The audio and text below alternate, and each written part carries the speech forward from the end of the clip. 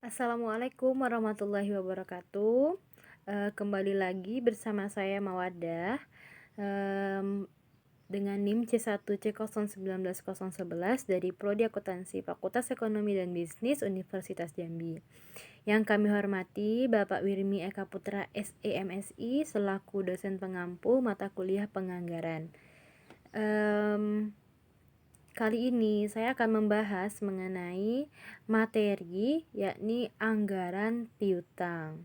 Nah, sebelumnya kita harus mengetahui apa yang disebut sebagai anggaran piutang. Anggaran piutang merupakan anggaran yang merencanakan secara terperinci tentang sejumlah piutang perusahaan beserta perubahan-perubahannya dari waktu ke waktu selama periode tersebut dan periode yang akan datang. Anggaran piutang ini menunjukkan besarnya piutang dari transaksi-transaksi penjualan oleh perusahaan secara kredit yang mana ini akan berdampak pada perhitungan dan penganggaran piutang. Nah, anggaran piutang ini menerangkan mengenai jumlah piutang yang tertagih dari waktu ke waktu, serta menunjukkan pula sisa piutang yang belum tertagih dari waktu ke waktu selama periode yang akan datang. Langkah-langkah dalam menyusun anggaran piutang yang perlu kita ketahui, yang pertama, menentukan besarnya jumlah penjualan tunai dan jumlah penjualan kredit yang dihasilkan oleh sebuah perusahaan dalam jangka waktu 1 bulan atau triwulan. Jadi kita harus menentukan terlebih dahulu penjualan tunai dan penjualan kredit yang dilakukan oleh perusahaan. Yang kedua, menentukan besarnya bad debts atau besarnya piutang tidak tertagih yang harus dicadangkan oleh perusahaan. Yang ketiga, mengetahui atau mengidentifikasi besarnya turn of credit.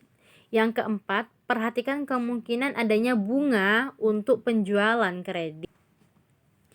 Nah, yang terakhir, menyusun ke dalam bentuk tabel-tabel yang sistematis agar mudah dipahami oleh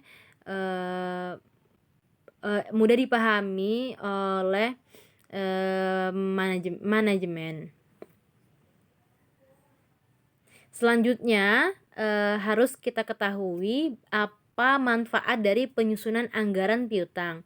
Adapun manfaat yang diperoleh oleh perusahaan dari penyusunan anggaran piutang ini antara lain, yang pertama, dapat diperkirakannya posisi piutang pada berbagai waktu. Yang kedua, dapat diketahui jumlah piutang yang sudah waktunya untuk ditagih, sehingga akan membuat perusahaan lebih detail dalam menentukan batas waktu untuk penagihan piutang. Yang ketiga, dapat diperkirakan arus kas yang berasal dari penjualan kredit. Nah, faktor-faktor apa saja yang mempengaruhi anggaran piutang? Yang pertama itu ada volume barang yang dijual tapi secara kredit. Nah, jadi penjualan barang secara kredit itu yang paling utama mempengaruhi anggaran piutang. Yang kedua itu standar kredit yang dimiliki oleh perusahaan.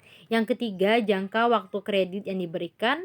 Yang keempat, pemberian potongan pada pembayaran piutang jika belum jatuh tempo. Nah, yang kelima itu ada pembatasan kredit.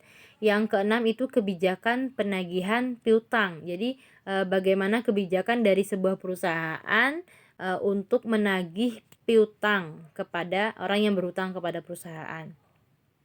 Nah, perputaran piutang itu juga harus dipahami sebagai unsur modal kerja dalam kondisinya itu berputar. Jadi kas, proses komoditi, penjualan, piutang kembali ke kas. Jadi perputaran piutang ini menjelaskan bagaimana modal itu dapat berputar. Makin cepat perputaran piutang, makin baik kondisi keuangan perusahaan. Nah, untuk menghitung perputaran piutang ini, maka saya berikan rumus untuk lebih mudah memahami menghitung perputaran piutang.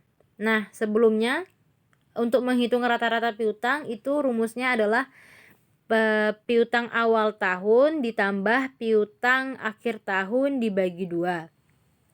Untuk menghitung perputaran piutang tadi itu adalah penjualan bersih dibagi rata-rata piutang yang akan menghasilkan